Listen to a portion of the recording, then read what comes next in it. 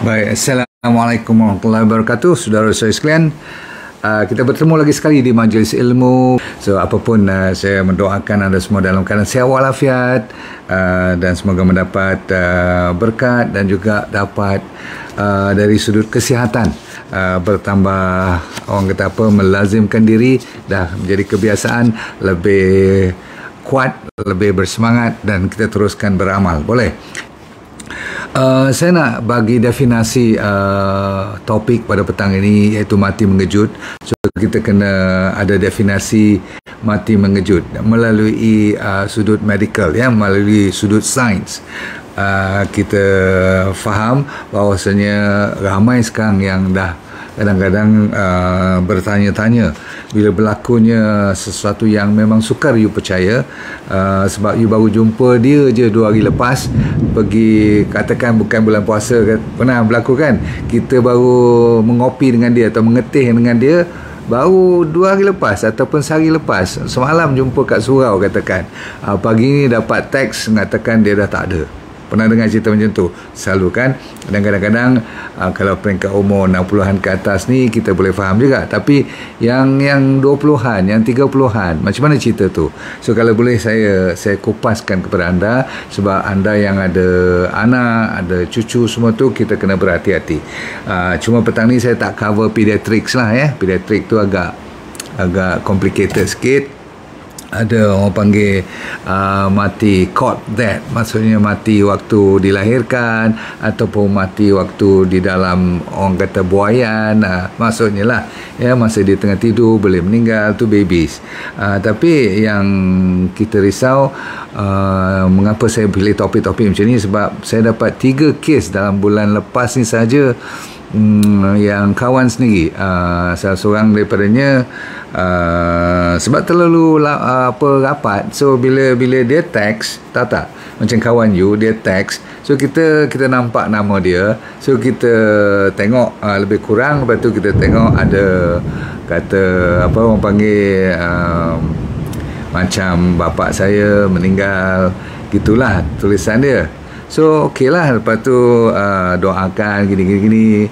Alright, masjid mana dia bagi tahu. So saya ni betul-betul lah ingatkan dia bagi tahu yang bapak dia yang meninggal. Faham maksud saya? So saya pun diam lah. Saya memang hari tu sibuk sikit, tak boleh pergi sebab bapak dia yang meninggal. So mungkin kita tak rapat dengan father dia. Faham? So apa yang penting ialah saya nak cerita kat you, seminggu kemudian, dengar ni, seminggu kemudian saya pergi mengopi dengan kawan-kawan sama geng yang semua rapat, tahu. So saya memang macam biasalah, tuan-tuan lepas 15 minit cerita, kenapa kau tak datang minggu lepas? Datang mana tanya? Rupa-rupanya yang kata bapak dia meninggal tu kawan saya sendiri yang meninggal. Yang hantar tu sebenarnya anak dia, hantar pada saya, tapi pakai phone bapak dia, berarti dia punya nama bapak dia kat atas tu. Jadi saya tak perasan yang anak dia yang hantar, mengatakan kawan saya yang dah pergi. Nak bagi tahu kat you, terkejut tak terkejut. Jadi saya rasa bersalah, saya rasa macam, InsyaAllah kenapa geng lain tak ajak ke macam tu. Jadi benda-benda macam ni, tuan-tuan bersekalian, ada 2 lagi kes lepas pada tu pun tak tahu kenapa sebab.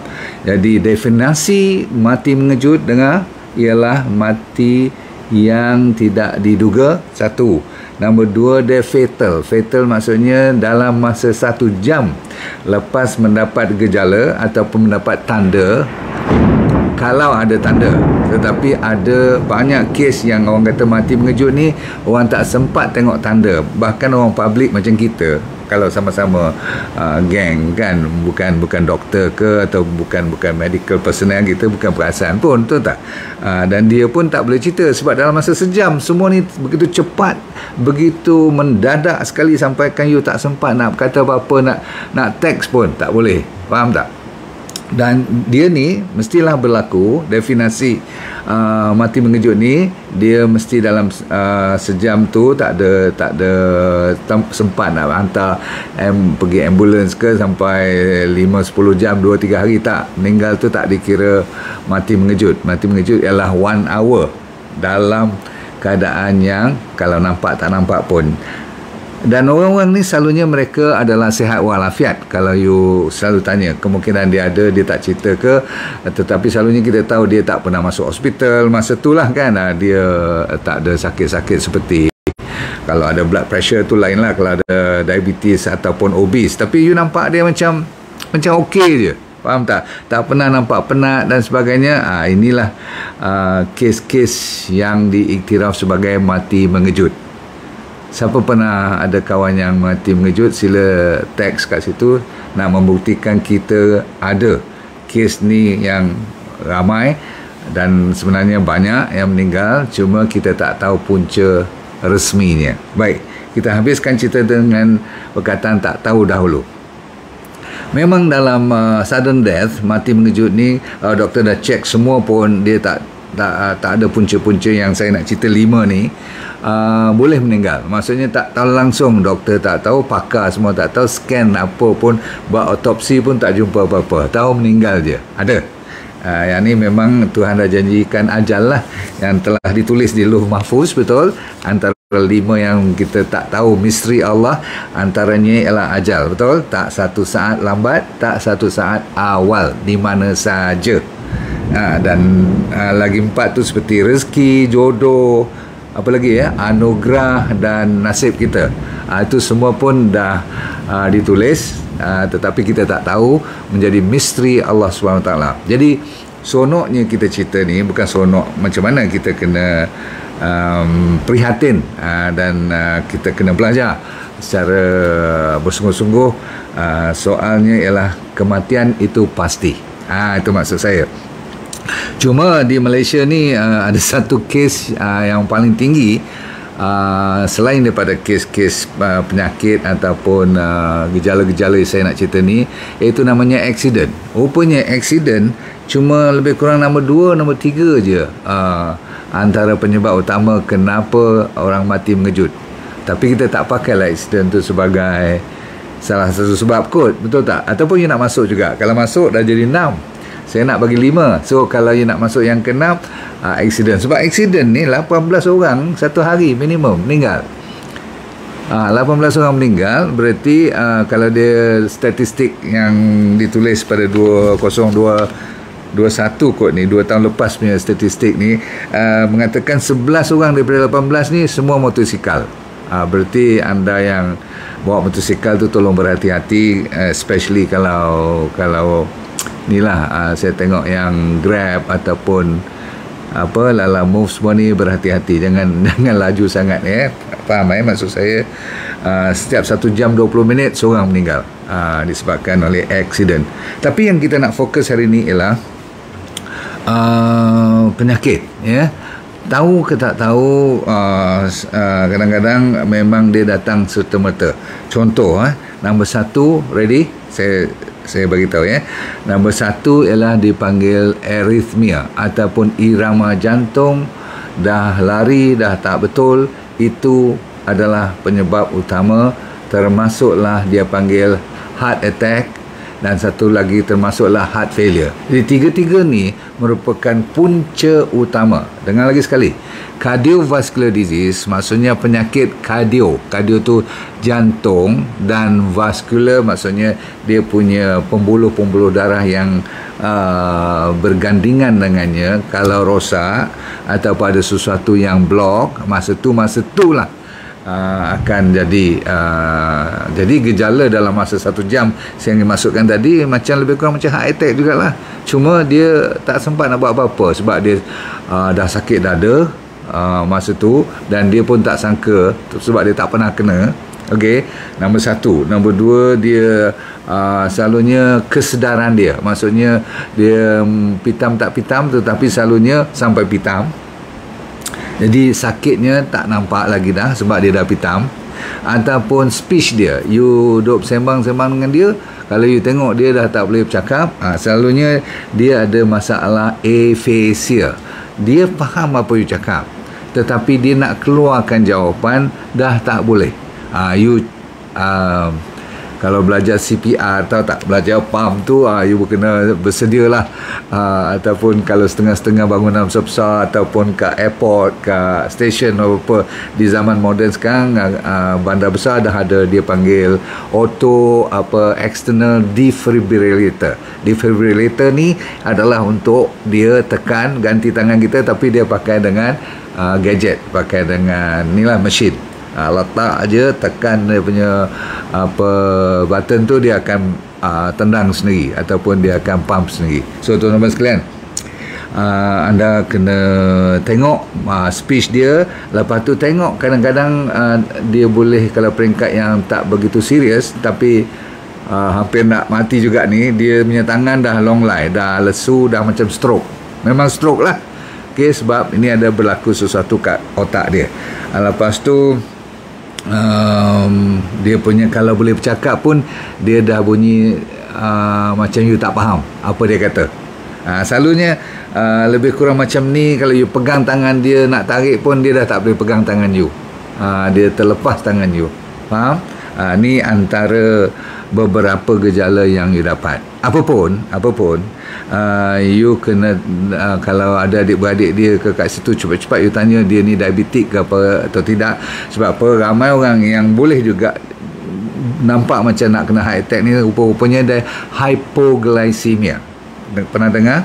Terlalu rendah gula dalam badan dia sehingga kan dia boleh pengsan. Yang ni ada harapan lah, sebab kalau you boleh bagi sikit apa-apa minuman ke apa, bagi dia lega balik, lepas tu you betulkan keadaan. Tapi bila yang seterusnya, bila ada masalah irama jantung kita dah tak betul, dia dah jadi apa orang panggil tachycardia, maksudnya dah fibrillation dia tu terlalu kuat sangat, jadi maksudnya terlalu cepat. So yang tu, kalau kita kat kedai-kedai biasa, restoran tu, dah mula kita panik tu, betul tak? Dan ada satu lagi yang dah jantung dah berhenti terus, memanglah dia panggil heart attack. Okey, berarti darah tak sampai, oksigen tak sampai, ada block. Satu lagi yang dia panggil heart failure, jantung gagal disebabkan elektrik dia dah fuse. Kita ni ada dua sebab. Satu disebabkan dia punya signal tak sampai, satu lagi disebabkan oleh oksigen ataupun darah tak sampai. Dua ni menyebabkan kita boleh membawa maut terus kalau complete block. Dan selalunya kalau dalam 1 jam pertama tak boleh kita layan ataupun kita cuba betulkan keadaan, very difficult, dah susah, dan mereka akan meninggal masa tu juga. Alright.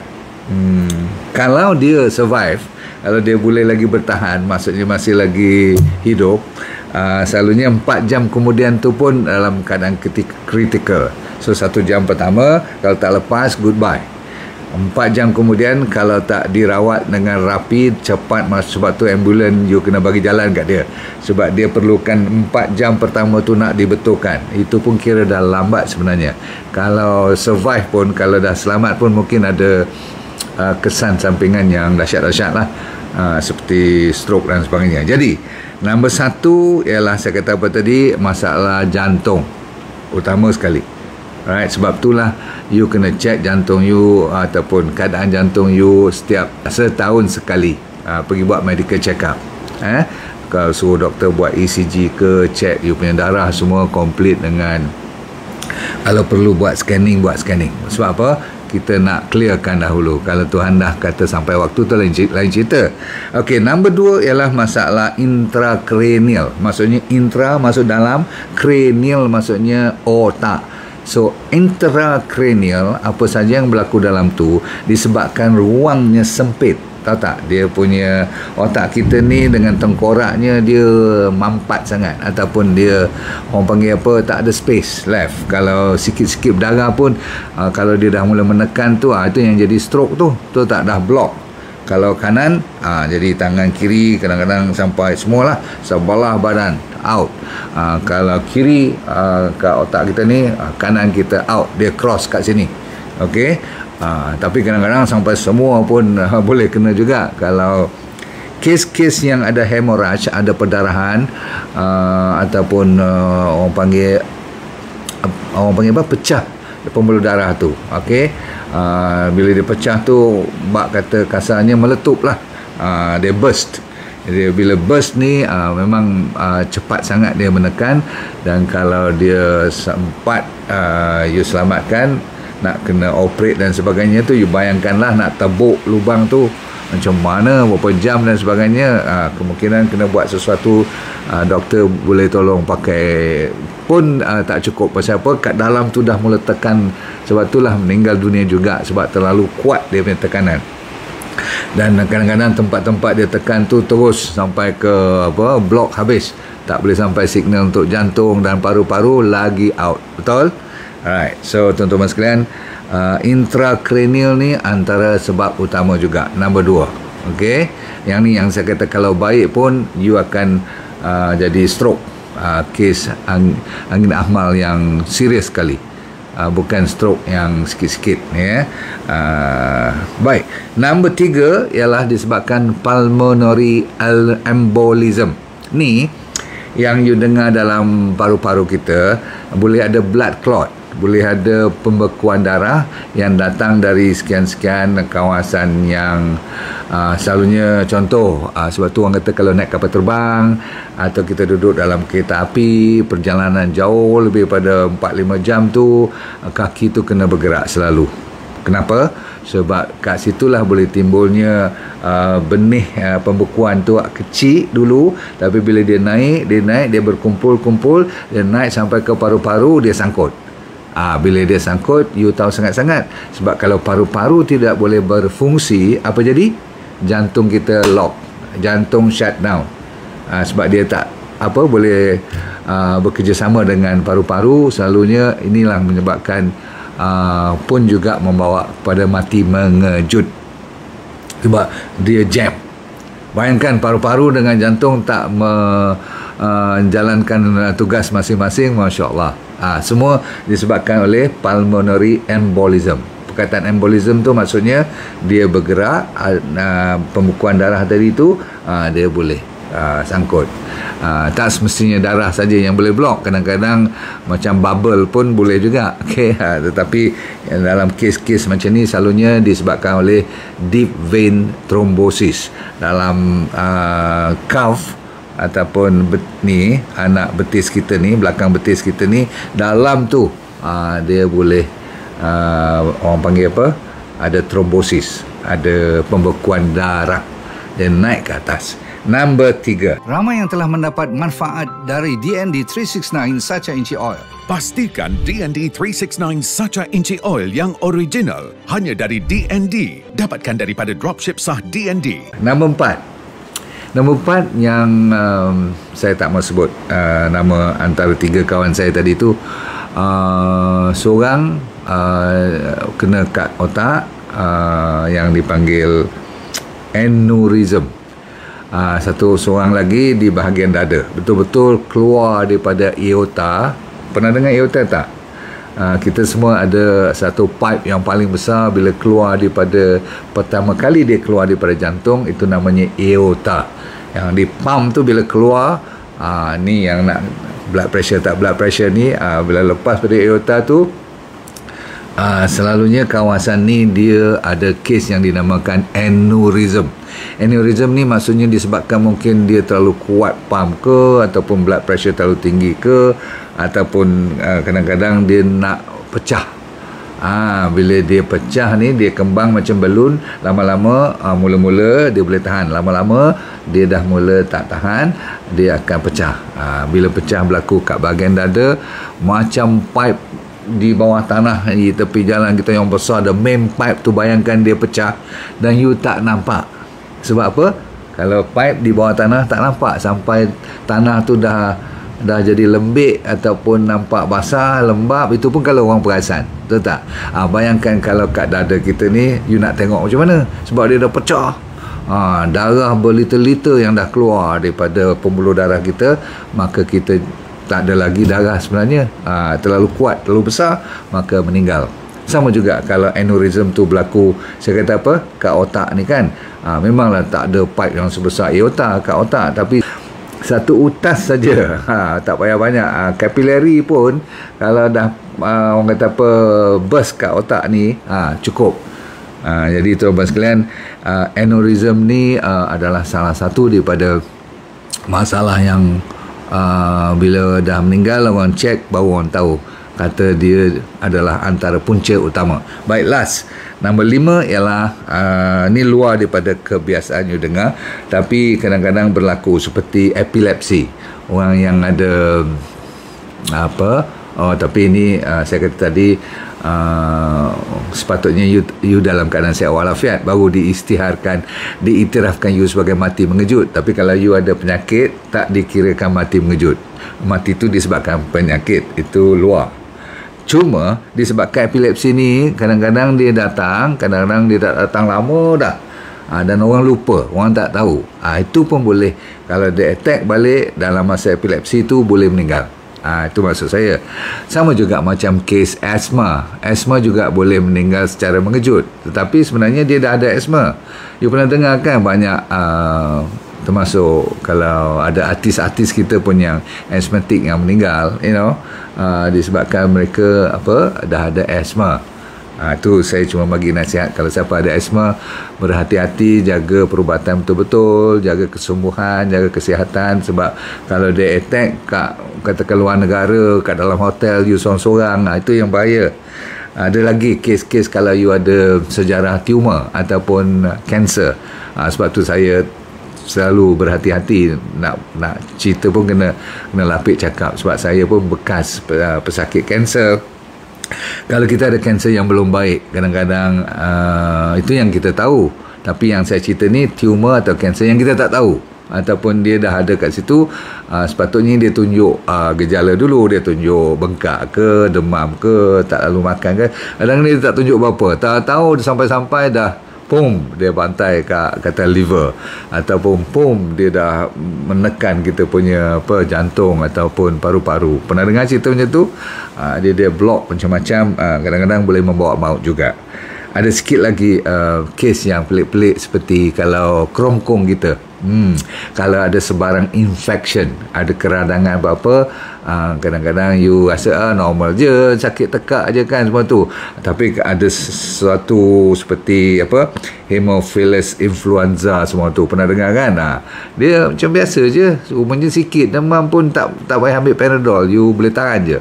Sekali dia bengkak betul kat orang panggil anak lidah ni ataupun epiglottis ni belakang kan, dia tangkap kat situ, you boleh meninggal. Dia panggil epiglottitis. Lain pada tu seperti penyakit genetik, ada juga yang boleh meninggal secara mengejut. Kalau semua family you semuanya tak tahu kenapa meninggal, you kena hati-hati. You dengar-dengar dia orang meninggal je, terutama sekali kalau yang meninggal yang muda-muda. Ujung-ujung you juga pernah dengar orang yang atlet, ni bagi mereka yang begitu gairah dengan sukan, saya minta you pun kena cek selalu dengan doktor. Sebab saya ada adik-beradik pun pernah cerita, termasuk family saya pernah cerita, yang kawan dia bila pergi berbasikal, dia kata kawan dia ni best, nampak fit gila.